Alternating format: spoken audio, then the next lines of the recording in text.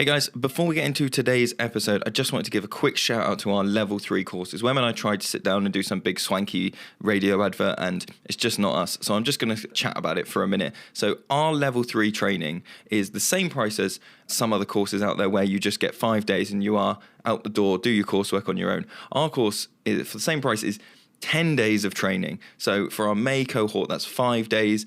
And then we have a bit of a month off to just let that settle. We come back for a weekend, maybe do a bit of camping. Then we have a bit more time off and then we come back for another weekend.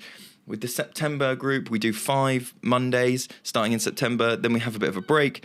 Then we come back in the new year and do another 5. So we're really like focusing on building community as we go. We didn't really want to do that like conveyor belt thing. We could be doing, a level 3 course every school holiday, banging them out, off you go.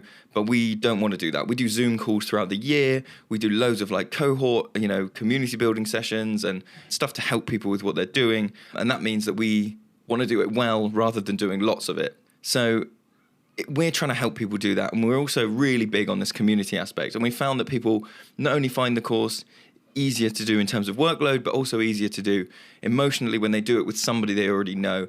So to try and encourage that, we're doing a train together kind of offer.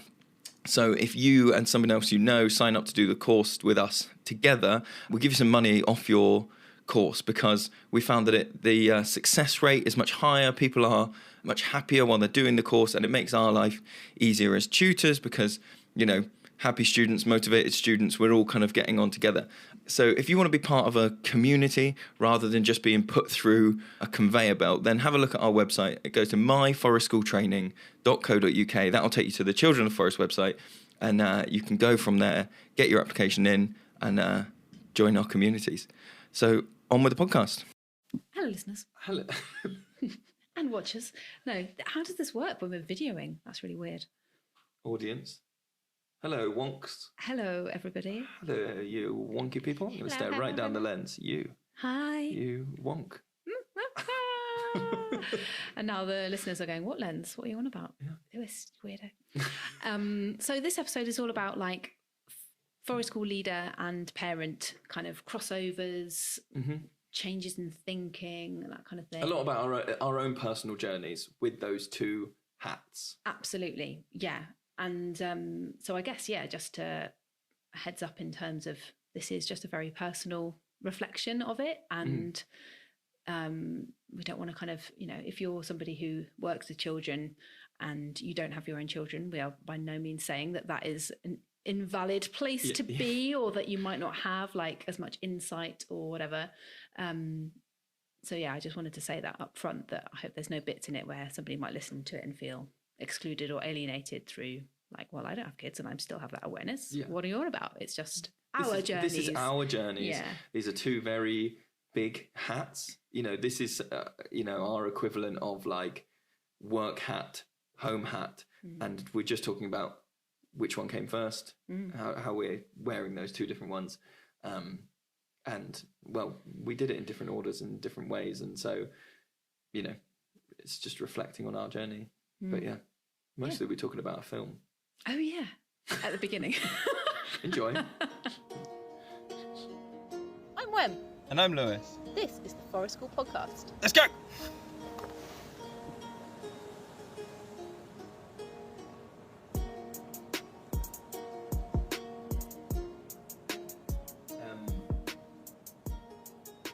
The cat's very loud.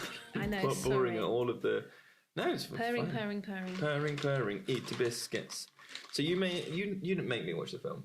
You suggested that I watch. Spoilers for people that haven't seen.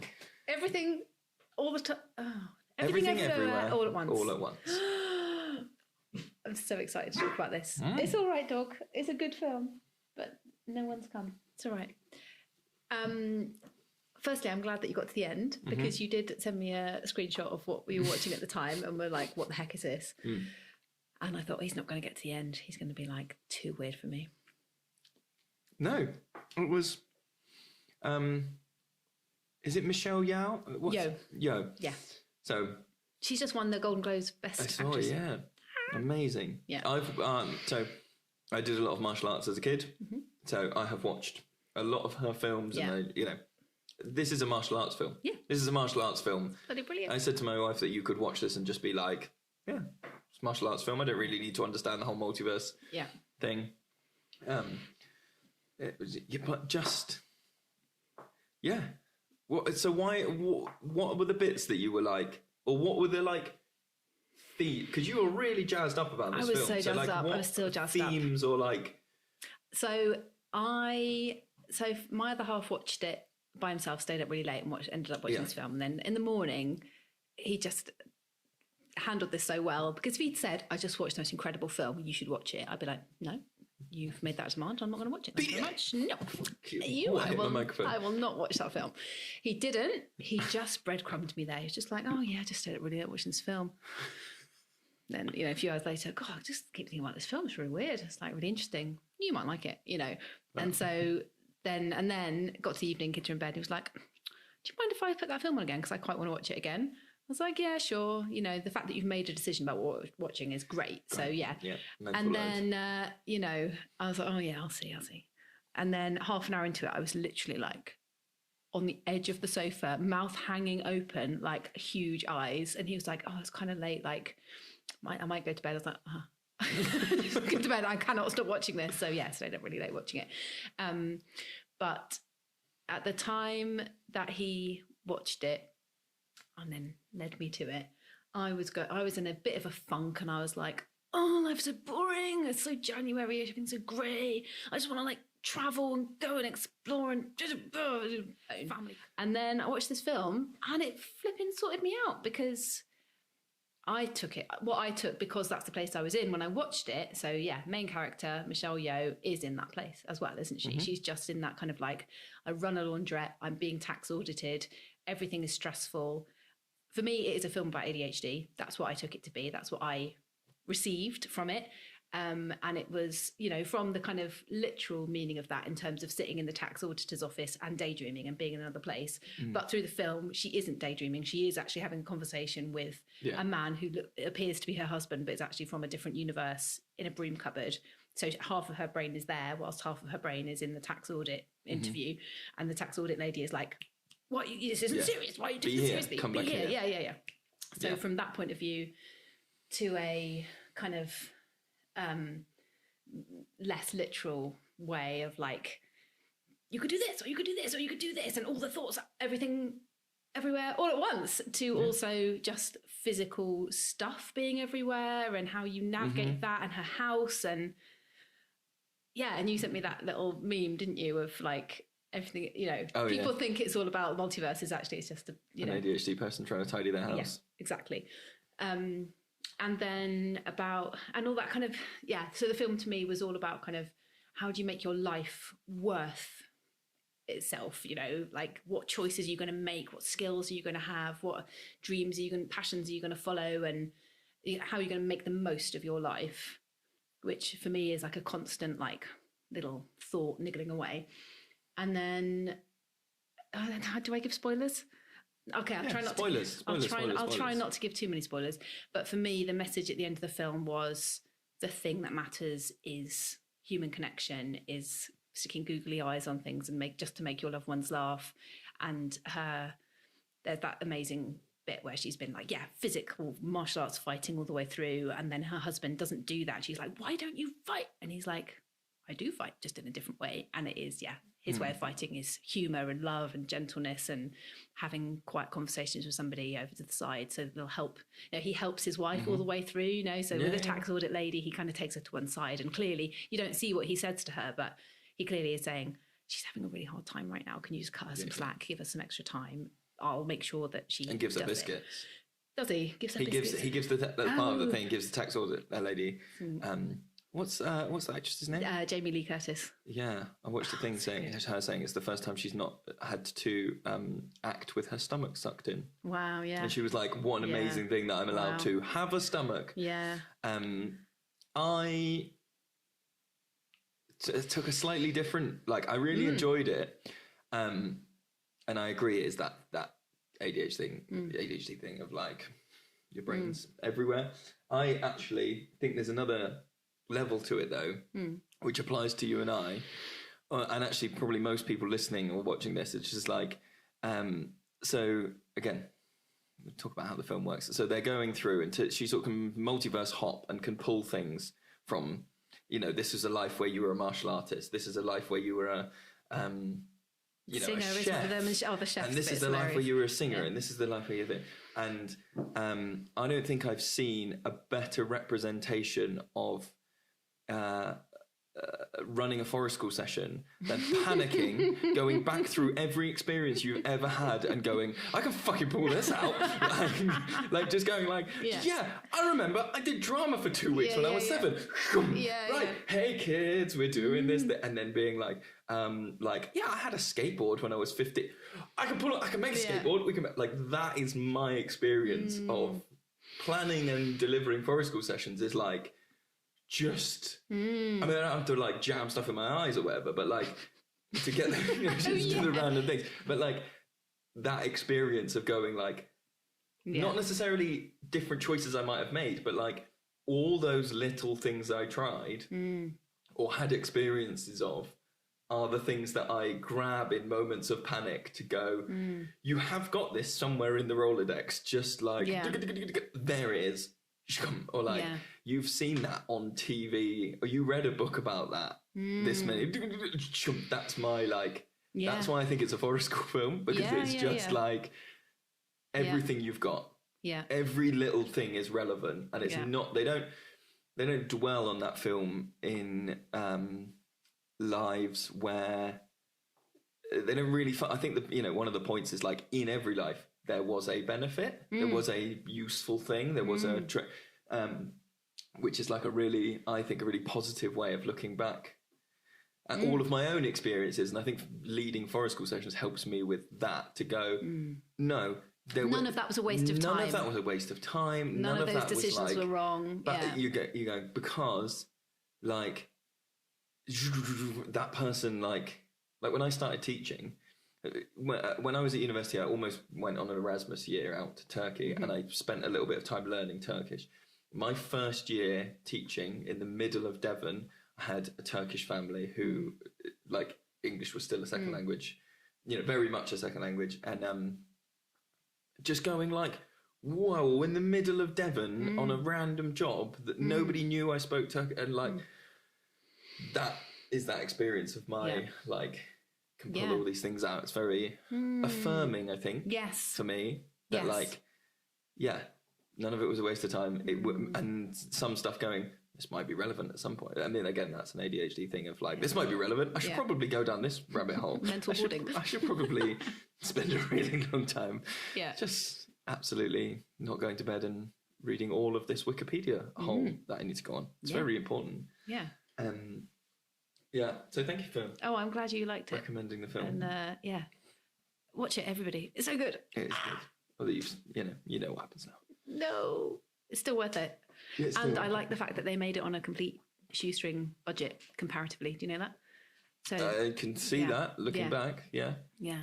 Lots of in-camera editing rather than special effects, and a great raccoon. Oh yeah. Yeah. Rakakuni. It's Rakakuni. Yeah. Anyway. So good. So good. The Forest School podcast has been and always will be completely free. But for those who want to help support our work, we've added just a few perks to our Patreon tiers, including a new Patreon-only Discord server and some extra podcasts for just £5 per month. The extra podcast content includes some really practical tips and tricks for improving your forest school and outdoor education provision. So if you've enjoyed listening to us and you want to show your appreciation or just get more content and connect with other wonky leaders, you can head to patreon.com/Children of the Forest today. Good. I don't know how to succinctly summarise the topic. I think what I'm going to go for as a clickbaity title is are we better parents or better leaders? Or which comes first, the parent or the leader? I need a clickbaity title though. That's what I like to do. How has being a forest school leader and being a parent, how do they influence the other? Something like that. Is that? I know that's boring. An article by Professor Wendelin. But you and I had a conversation. Someone, I think somebody might have mentioned it online somewhere, and said, "Do you parent like you're a leader, or do you try and be a leader like a parent?" Yeah, Or where was that question? Somewhere in the ether. That question was. If I can find it, I will link it and credit that person appropriately. But you and I had sort of had this conversation in passing, and then went, "Oh, we should, like, that would be good to get down to record." So I've made a few notes. I didn't realise that there's a camera on, isn't there? You can see my notes. There won't be. I mean, I can barely read it the right way up. I don't know if the camera can see my doodles. I've got to the point where I'm doodling quite a lot of stars and moons, but it's helping me to concentrate. So carry on. Good. Yeah. So when I think about being a leader, being a parent, so I was full background. This might be the first episode somebody's listened to. It's a film podcast where we review ADHD films. Yeah. Anyway, is thinking about like my approach in terms of like back there before kids, I would have called it behavior management. Now I would call it like behavior support. I would be talking about unconditional approaches and things like that. And so I was a teacher. I went straight through uni, like didn't do gap years or anything. PGCE, straight into a job. And because of that, I think had a very academic based understanding of behavior and of like my role as an adult in behavior, which was management. That would have been my mindset. I can remember thinking like my job is to manage behavior, or even so far as like my job is to mold behavior in that kind of way. And I was convinced I had the tools to do it. And like I don't think I would have gone as far as being like very Skinnerism, very behaviorist, but like definitely towards that end of the spectrum, and brought that a lot of into my early forest school sessions. Was thinking like, okay, well, we just have clear rules, and you know, like if they put stuff in the fire, as an example, let's say if they put stuff in the fire, then I will get a bucket of water and I'll put the fire out. And then next week we'll try and put the fire on again if they put stuff in again, and I will put the fire out, and they will, you know, that will be the way that I will mold behavior. And similarly, like I will solve peer-to-peer disputes by, you know, being like, right, I'll decide, right, come bring your cases to me and I will decide, and I'll tell them what's, you know, and then before I had kids, I started to find Alfie Kohn and unconditional approaches, and I think reading that before having my own kids made me feel like I'm a kind of my approach to things is quite hardline in general. Like I will read a thing. The cat is on the microphone. Stop. Thank you. I will go two-footed into things and be like, yeah, this makes complete sense. It's hard for me to come. It takes a little while, let's say, for me to come back, less and less as time goes on. But so I kind of read the unconditional stuff, and I was like, I get unconditional thing. That is how we should treat people. And I think that's probably where you joined, and I was kind of in this place of like, no, it's still in that mindset of like, I've got the tools. Yeah. Like I know how to do this. I know this theory. Yeah. And so we should follow that. And then what I think changed in that sphere as I've had my own kids is like unconditional understanding rather than just an unconditional approach. Like it's more nuanced. It's more like real world applicable, more understanding of like the nuances of like, yeah, you can't just be completely unconditional in every sense, or like being more understanding with people I would talk to, where I would explain, this is my approach, I believe in an unconditional approach, and they go, well, I was doing this, and I would be like internally or externally, bad person, you're a bad person, you've done bad thing wrong. Whereas like it's like humbling, and I know lots of people will have said like, oh, having kids is so humbling, and that's not what they mean, but I do genuinely mean like it was revealing in terms of like okay, you really want to do this unconditional thing? Do it. Do it in practice. And I would say I have held true to about 80% of it, but that has made me a lot more compassionate, understanding, in that way of like, I think that's where my behavior management, because I had the teaching background first, I think if I hadn't found the unconditional stuff and I hadn't experienced it through forest school, I think I would have been a behaviorist parent, and I would have been two-footed in on reward charts and, you know, this kind of like, I will mold your behavior and this is how I will mold it. Whereas because of that journey, because I got the chance to be an unconditional leader first and see it work, that then led me to believe in my own kids' ability to be like, I've just got to let them, like, I've just got to model it. I'm just going to keep modeling it. And I believe at the moment, I believe that is the way through. Do you think you had because your journey to So I had kids first. What's your journey to parenting? My journey is that pretty much all the jobs I had post uni were like with kids in some respect. And then I did so that was quite a few years, and then like arts education, museum education, that kind of thing.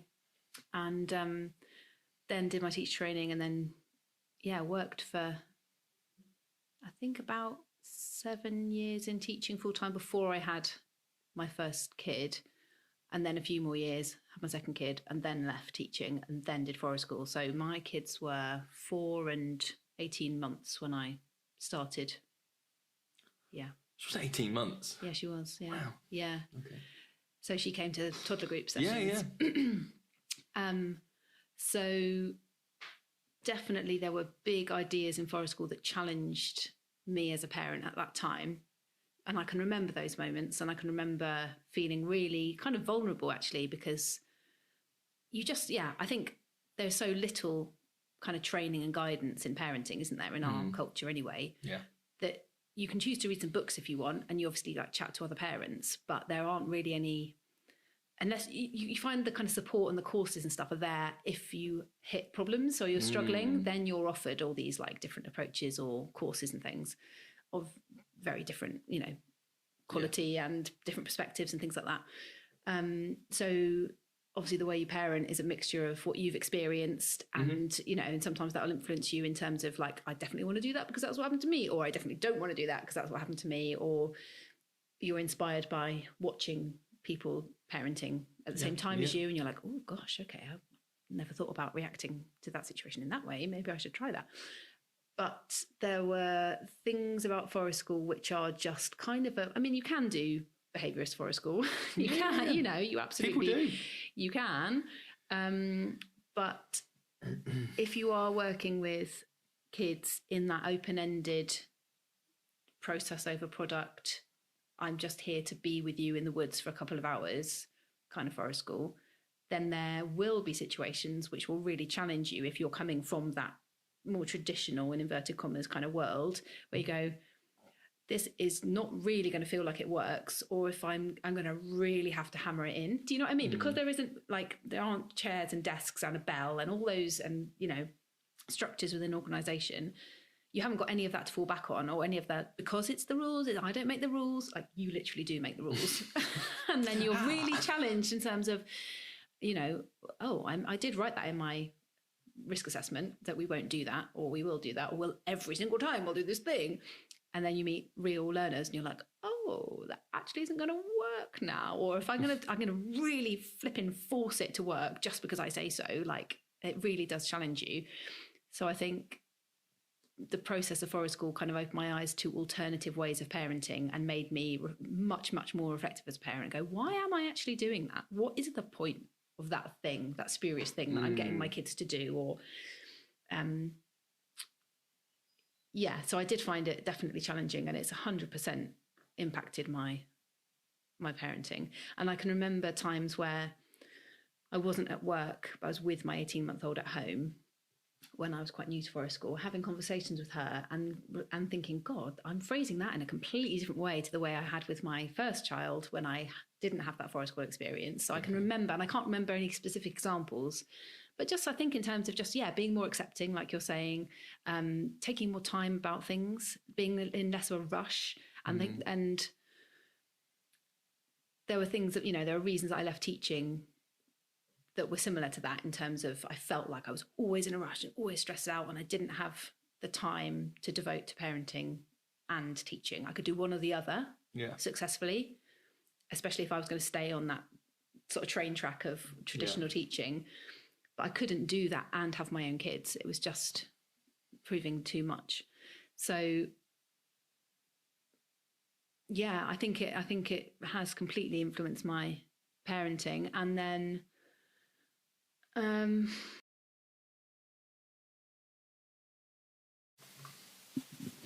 thanks to everybody that's rating and reviewing the podcast on Spotify and on iTunes. It really helps to get the podcast in front of more people and helps us spread the word about the amazing thing that is Forest School.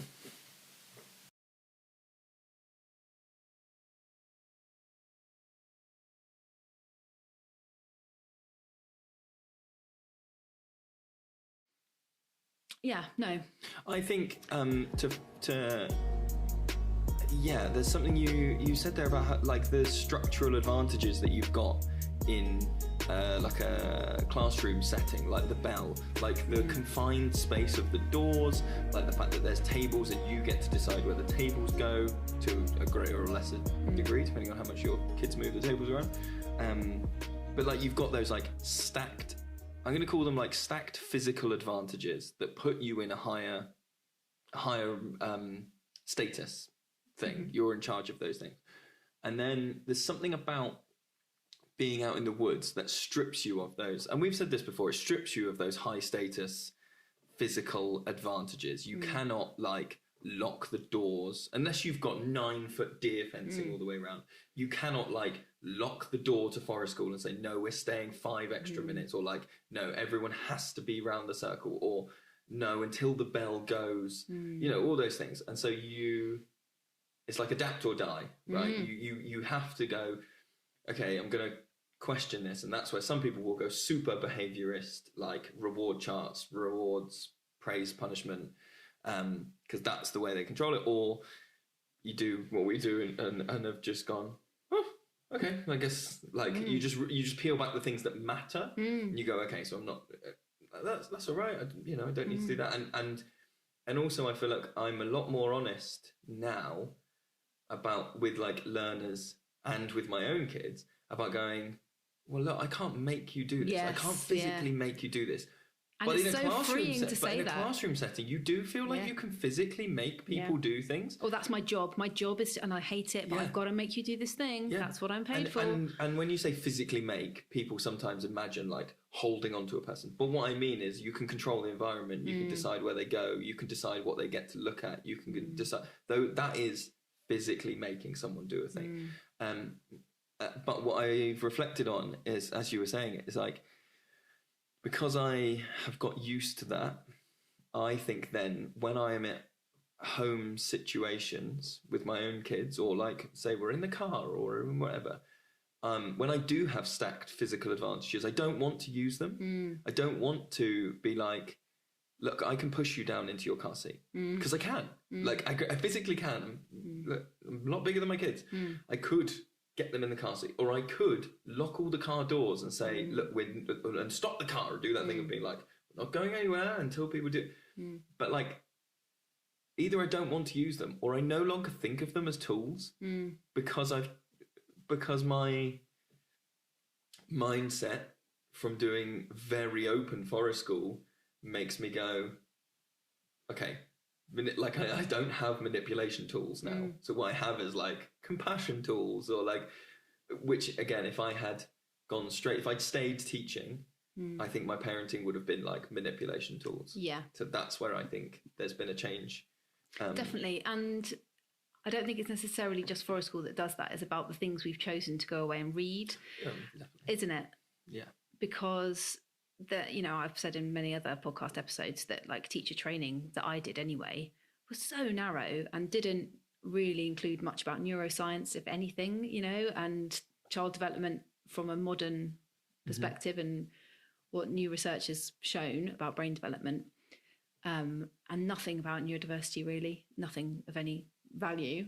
I and think then, sorry. Yeah, then you do forest school and you go, right, actually, I really want to know more about this stuff. And you end up reading books and things like that. And that awareness obviously influences not just your forest school, but your parenting and your relationships with every human that you meet, that awareness. And a lot of people don't have time to read those books, or they haven't made the choice to investigate those things. To a podcast. You can, find out. I think that's really interesting, actually. Yeah, I was going to say, I think my teacher training was a lot of like, in terms of neurodiversity, was a lot of like othering. Yes. A lot of like, we're preparing you for mainstream classrooms. We're preparing you for mainstream children. We're preparing you for this. And, you know, there was maybe a touch of like, if you have an autistic learner, they will have a one-to-one. Or if you you know, and I think my experience of doing forest school before having my own kids, like if I had just been a teacher before I'd had kids, I think I would have still been in that like slightly othering mindset. I'm just being really honest about like my own experience here. Like that is where I would have been. I think doing forest school and seeing everything in a different way, it's seeing learners in a different way, has made me go like, oh, there's no othering to be happy. You know, if there's an othering, it's like inclusive othering, like, you know, as I have learned more about myself and all those things, and you just go like, oh, wonks are everywhere, and like, you know, wonks are here and wonks are there and wonks are like, that has completely chilled me out in terms of like behaviours my own kids have. I'm just kind of like, I think, you know, if I could sum it up in one way, it would be about awareness of needs. Yeah. That's like the overarching like change in approach, I think, from doing forest school, our type of forest school anyway, including like self-awareness and awareness of your own needs and your, you know, so I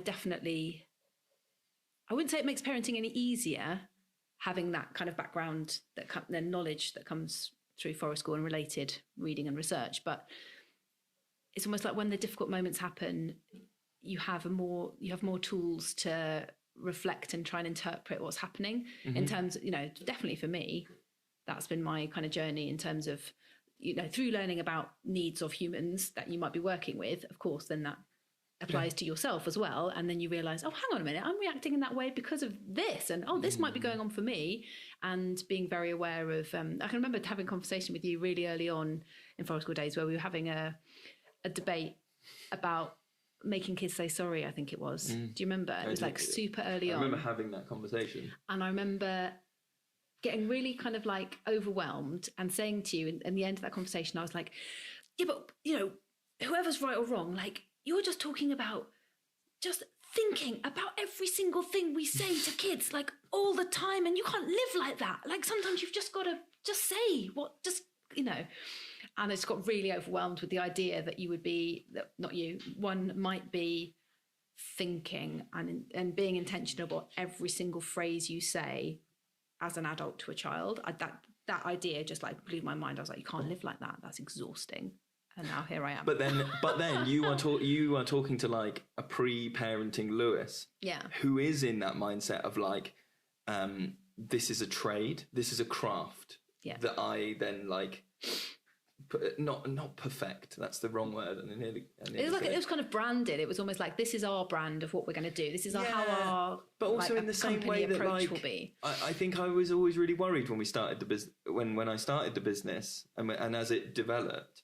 That like, I think if you don't know what you're like, I think there's some people in childcare who, and this is not a bad thing.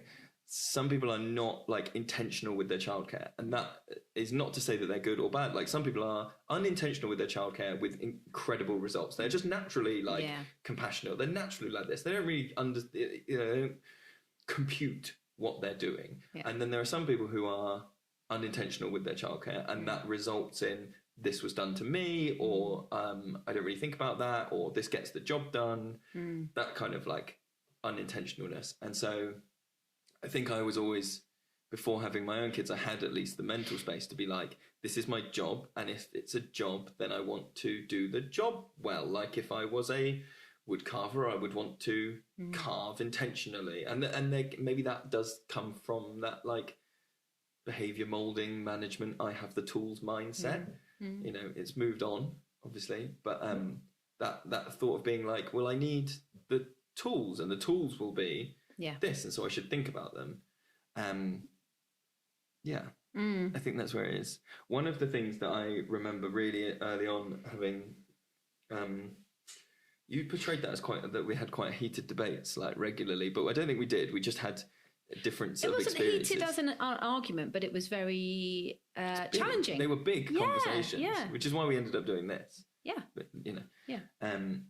But I remember there being a real juxtaposition between me with no kids, what I was able to throw at the business, time-wise, mental load-wise, new projects, thinking about, well, this post has only got this many likes on Facebook, but how do I do the thing? And you very appropriately being like, got my kids today. I got my, you know, I'm doing this. Like, it's, and like, I have joined you there now. And like that, I wrote it down as like time efficiency, and that thing that like, I'm glad well, this is related to everything, isn't it? Everything, everywhere. Like, I'm glad I did it in the order I did, because I think it would be a real struggle for me personally to have a like fledgling business and not be able to hyper focus on it. I would really struggle with that, because I would always be feeling like I could just get this off the ground if I wasn't like looking after my kids today, or I could just get this if they would just be quiet for a minute, I could think about this new project. And so like, for my own benefit, I'm glad that I had the space to hyper focus on the business. But that was then like a friction point between us as we moved, because we weren't able, you know, and I think it was unrealistic for me to think like, because that's where we got not stuck. Like, that was a thing that I know was on my mind a lot, was like, this person says they want to do the business, but I'm doing 12 hours a day, 6 days a week, mentally. And this person is saying they want to do this. And like, I get it, right? I get it. I get it. But that was a friction point for us, because we had different demands on our time. But what I think has been useful is like, the business got secure, or maybe it didn't. Maybe it just felt like it had to be. I had to feel like it was secure once I had kids, because my demands changed, and I go, okay, can't do this. And so you have to reevaluate, like, I need to earn this much and I can only give it this much time, or I need to, like, you know, you reevaluate. We've constantly, as we've been going through, reevaluated groups, reevaluated arrangements, and our kids have been a factor of that. It's like, you know, because our kids have come to the sessions as well, so they are both our child and a member of the group, and so you're looking at their needs from both of those points of view, and the needs of the rest of the group, because our kid is there. And that's created a lot of like planning and pivoting, a lot of pivoting, and a lot of being like flexible. I think the only other route would have been to have, like, you and I to have stepped back, hired people to do it all, and go, the time we can give is like admin time, so we're going to do the admin, but you're going to run the sessions. And I just don't think, you know, that's not who we are. But like that need to make things work around parenting now for me, home education, you know, all those other things, I think has been a benefit, because then the business by force has to be efficient. It has to be like, this has to run smoothly. We have to be really, you know, if we're going to start a new group or a new project or a new thing, our consideration is really like, okay, how long do we give it before it's, you know, before we decide if this is financially an okay thing, or like, you know, how long can we afford to push that, or what will our families be doing during this time? And I think it's because you and I are both quite like, oh, what about we do this thing? What about this new idea? Like, you know, I've got one at the moment which I'm like exploring business wise, and then going, no, because family demands, you know, for both of us. And I think that's actually quite healthy, because it means that we've had to have concentrated a lot more on the stuff that we've already got and made that really, as you know, as intentional as we want it to be and as thoughtful as we want it to be, rather than, I think you and I would both have the potential, if we had no other demands on our time, to just be way more scattergun and go, doing this now, doing this now. And I think the overall quality of our provision probably wouldn't be as good. No. I mean, I'll just pause you for 1 second. Are you going to pause because you want to say, because when we open another thing, it will also be really good? No, I'm going to go to the toilet.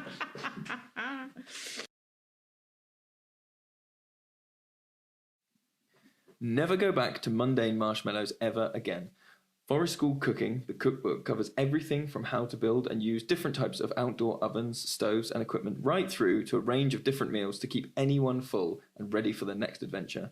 Get your copy today on Amazon.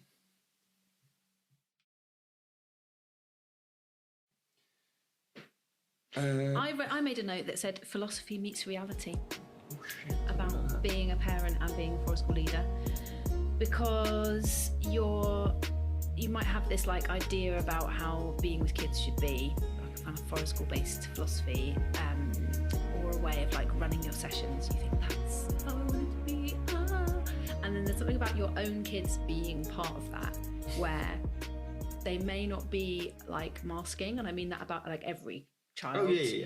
You know, because they know you as the parent, not just so imagine you're like putting on your role, your outfit as a forest school leader, and like, this is who I am, you know, Tabitha Treetops. Forest school leader, this is what I do, I'm always calm, blah blah blah, and then your own kid is there and they're like, you ain't Tabitha Treetops, mate, you're my mum. You lost it when I wouldn't put my socks on. Exactly.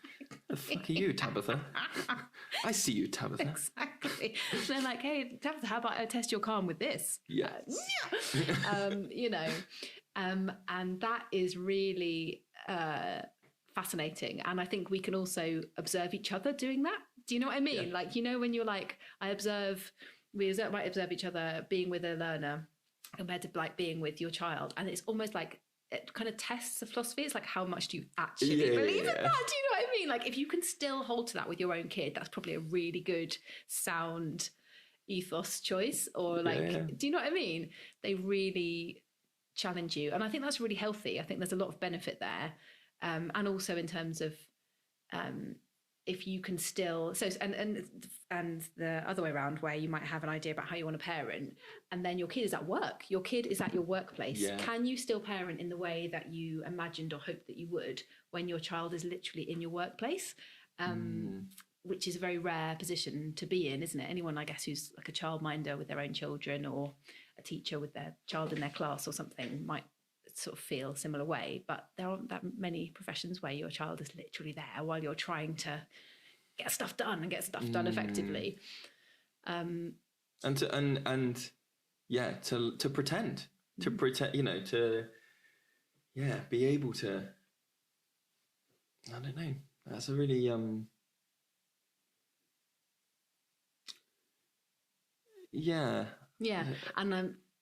also I think it's very useful in terms of thinking about your forest school provision for every learner that you might meet, and going, you know, maybe it isn't for everyone all the time. There'll be times where both of us have made a decision, my child isn't going to come today for the, you know, and it'll be like reasons of needs, it'll be reasons of, you know, do you know what I mean? That is a note that I have. Yeah. So one of the things that I observed in myself was that doing forest school before I had my own kids put me in more of a bushcraft mindset versus the journey I've been on since having my kids would now put, like, I would have said before, like, I value bushcraft and I would use bushcraft as a tool, as a thing in my sessions, in our sessions. And now I would say it's like age and stage appropriate nature connection in that thing of like,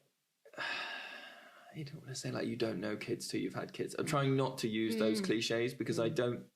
Some of them are true, but some of them are also like devaluing like academia by going like, yeah, but you can't have an opinion because you're not a mother. I know, and that's not what I mean. What I mean is like there's a change in understanding. Yeah. For me personally, and I think I was of the mindset that like the bushcraft skills are like a corner of forest school, and also that they are like pivotal to actually having a forest school experience. Is like they should all want to use knives, and so I will make sure that I have a session where I show them all how to use knives, or like I notice that person's not using knives for whittling, or they're not choosing to do that, so I'm gonna really like nudge them towards that, and like and that is something that there's a phenomenon. I don't know if it's got a name, but like I always think when I see kids in school uniforms, they age about 5 years, or my expectations of them age about 5 years. And I remember seeing when I was teaching, it's like year 3, 4, seeing those kids in my class outside in like they're 6 and they're like 7 and 8, and seeing them in full like kid clothes with like, you know, Winnie the Pooh on their t-shirt, and being like, fuck, I'm asking you to do like subordinate clauses. And I actually see, once the uniform's not on, I see you as a person, and there's something about that that's like also that came from parenting. Like leading first made me go, we've got to get this bushcraft in, and I'm pleased that I did. Like I'm pleased that I built my own bushcraft skills up, and I'm pleased that I have it in the Rolodex. But seeing my own kids and like thinking about like other, so you know, my son is 5 now, and like thinking about other 5-year-olds I'd worked with, but I just, because I know what home life with a 5-year-old looks like now, and that's maybe what I mean is like if you haven't got kids, you don't know unless you've got kids like close to your family. It's hard to imagine what home life looks like for a 5-year-old when they play with their or like stuffed their toys, naturally or chosen behaviours. Yeah, when they are singing a song, you know, on the toilet, when they are doing all those like mental things that they need to do because they're 5. And so then going like, whittling's not the right thing. Like it might be, but it's not the thing I thought it was. I don't think there are versus, you know, now being like, them playing and making a pinecone talk, that's the nature connection. Or like, them just... Yeah, I think I've been on a kind of similar journey in terms of having that teacher training background of like, it's your responsibility to impart knowledge to people or to help them further their skills in a definite thing. Like, how would you evidence the progress? Like, and I honestly think, because I was so institutionalized in that mindset, that it's taken me years to get out of it. And so now I've moved from that and worrying about like, I'm not doing enough of that, or how do I evidence the progress? And in forest school to go, and again, it comes back to needs, just to go, it is enough that I am meeting a need for freedom and play. And I used to feel really guilty about that, because I used to feel like, hang on a minute, people are paying me to provide their children with an experience that I had when I was a child for free, and not even really the same, probably not even as good, because there are still adults there. So, you know, reflecting back and going, in my childhood, I had loads of free time outside in nature with no adults around, risky play up the wazoo, like playing in ditches and hedges and whatever. And so kids don't get that nowadays for many reasons. So they come to forest school, and I get paid for that to provide them with just time and space and a bit of stuff. But I'm still there, and I'm still observing them, and, you know, they don't really have to make risky decisions by themselves, because they can always come to one of us if they feel scared or whatever. And I used to feel really guilty about that. And now I don't feel guilty about that at all.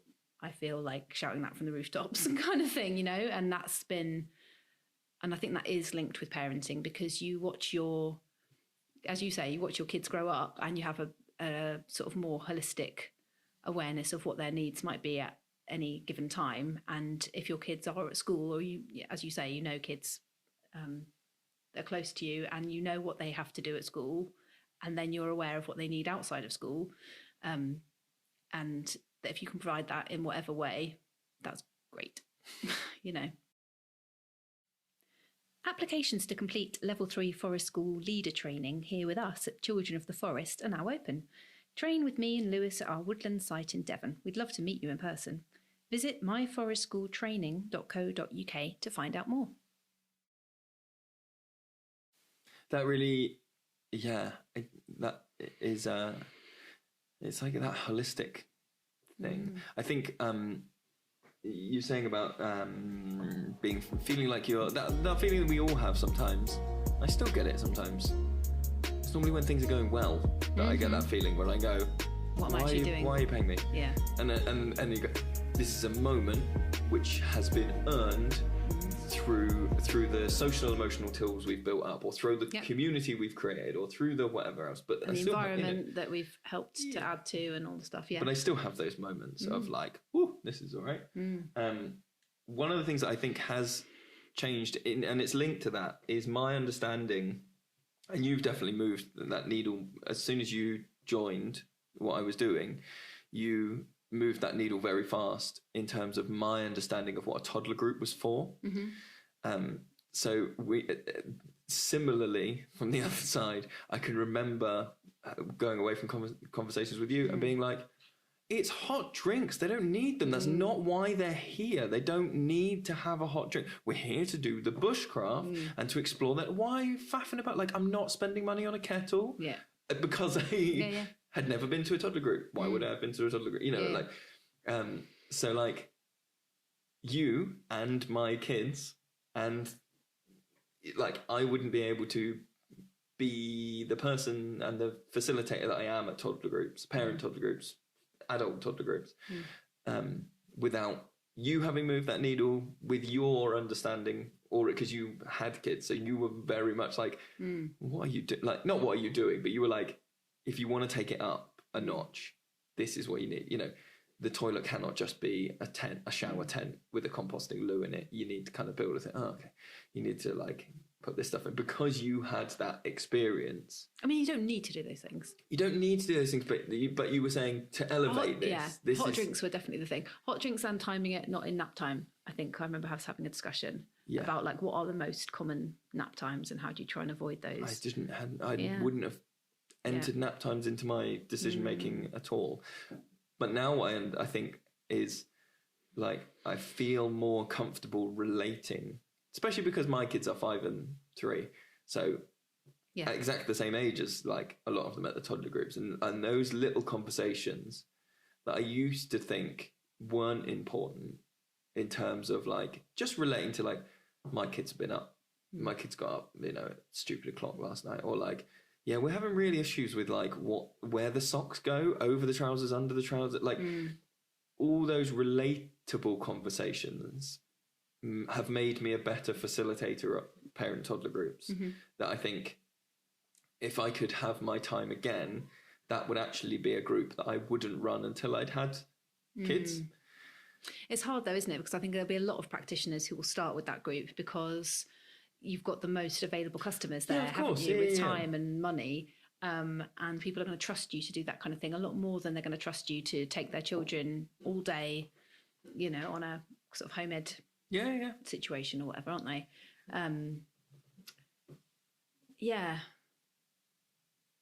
It's interesting. I think had I done more research and canvassing from rather than, again, that mindset of like a pre-kids mindset of like, I've got the tools.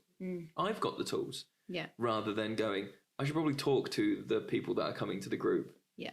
And go, what do they want out of the group? And whether those people would have even felt comfortable explaining those needs to someone that doesn't have kids, to be like, hey, just so you know, sometimes it's like this, or sometimes I'm going to arrive like this, or we'll need to leave like this, or, you know, I think I wouldn't have had so many missed darts. I always talk about the darts, like throwing the darts over and over again. I wouldn't have had so many missed darts if I had been a parent, then gone, now I'm going to start a toddler group. At the time, you know, you need to start a toddler group. That's the business decision you're making. But like, I'd have started at a different level or different place if I had had kids first, I think.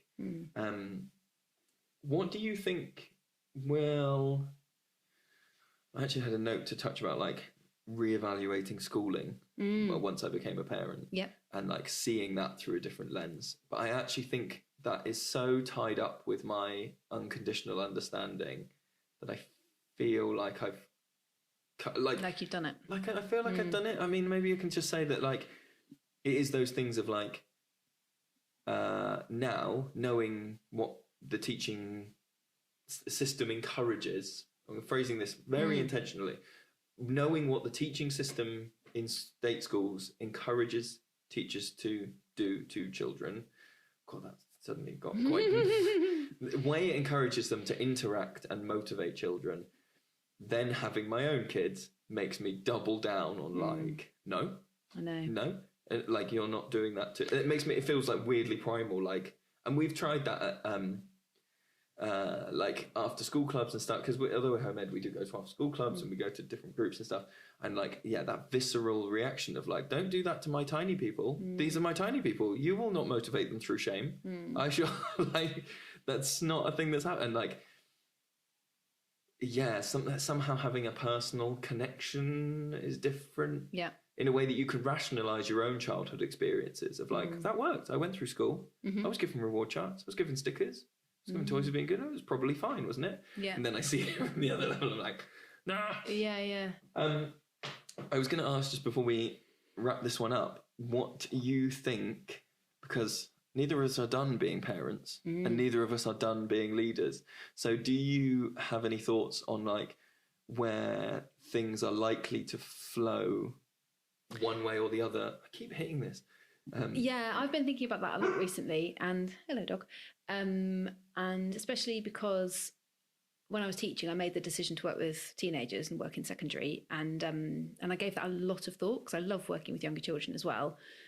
And I kind of did a bit of both, and I was like, yeah, but if I'm going to do this as a full-time job, and I have to choose what age group I'm going to work with, and I chose 11 plus, for lots of different reasons, and now my kids are nearing that age now. So it's really interesting thinking about that kind of relationship, and then I'm thinking about work and going, because at the moment our work is mostly younger children. Mostly primary age. And how we will evolve as leaders as our children get older is definitely a question that's like ruminating in my mind in terms of, yeah, all those ideas like, oh, we could do this and this and this and this and the other. And I'm like, oh, what can we do for this age group? Which, especially I guess as well, if we think about our role as a kind of mentor, guardian, helper of the learners we have at the moment, we are getting to getting to the point where we've known some of those young people from a very young age, and now they are approaching the age where they're going, oh, well, is this group still for me because I'm a bit older now? And it's like, well, what's our provision for these children, you know? And that happening at the same rate as our own children are getting older. So yes, that's a kind of interesting future to consider, think about. I want to add in changes. A thought that I had when we talked about this before that I should have mentioned earlier, but that is that you talked about needs loads, and it didn't flag up in my brain, but I did want to get in this thing that I reflected back that one of the reasons. So you and I had this like evolving thing with the groups, and it took a long time for us to have these conversations about like, right, but does it work for our families, and right, does it actually make money for the business, and like actually we've got a lot better at talking about the intangible benefits of groups or of projects and going like, yeah, but that one makes me feel great, or like, yeah, but this is so good for feeding into this, or like, do you know what, although that's financially great, I go home crying, or like, you know, I can't keep doing this thing. And actually one of the things I reflected on was like, before I had my own kids, my emotional need for a like tribe or community was really high, and I was filling that need by being a teacher, by being like, these are my this is my, you know, like, this is my group, these are my kids, and like when the head teacher would make a decision, I'd be like, you can't say that to mine. And then when the forest school was running, there's been different groups where it's been like, financially this project does not make sense, or like time wise this project does not make sense. But like before having my own kids, I don't think I could have articulated it at the time, but it was that sense of like, but that's one of my families. That's one of my families that I see every week. And by saying that it shouldn't run, you're telling me I can't see my family every week. I know. And that is always hard when you have to like change it. But it was really interesting to reflect now and looking at like not just, and I think that's what I mean in terms of we've got better at not just looking at what does the business do financially or timetabling wise, but like which of our personal needs are being met through that group. Like that is huge. And being able to also do that with perspective about our family's needs, which when you run your own business, especially in our field, you have the luxury of doing. Like most people don't have that luxury. Most people will have some kind of feel like, oh, I know my kids actually need more time with me or need this kind of approach, but I just can't be there because my job dictates that I have to be in this other place for a certain amount of time a week. So we're really lucky to be able to have that flexibility, even if we are quite poor.